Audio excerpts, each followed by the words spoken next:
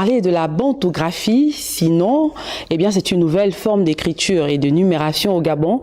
Elle a été vulgarisée par son inventeur qui était récemment au contact de quelques élèves de la capitale. Doris Kronskolo, Pierre Claver et là ont bénéficié de cette vulgarisation. On regarde. Ce ne sont ni les mathématiques, ni la philosophie, encore moins le français, que ces hommes et femmes apprennent. De l'écriture bantou. Une écriture à base de symboles naturels. Tous ces symboles sont sélectionnés. Chaque symbole répond à une fonction. Vous voyez, le genre, quand vous mettez dans l'eau, il y a un son qui ressort. Goulou, goulou, goulou, goulou, hein? Mais c'est le G, le A là. Ça veut dire que quand vous dormez, vous êtes vraiment fatigué.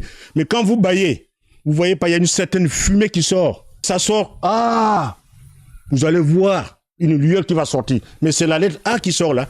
Les apprenants trouvent cette découverte fondamentale. Chaque symbole, comme à l'école, comme on a appris au primaire, l'alphabet française, anglaise, allemande, c'est la même chose. Le principe reste le même. Il suffit simplement de respecter la discipline. Comprendre les symboles. Quand on parle des recherches de ce genre, c'est le spirituel.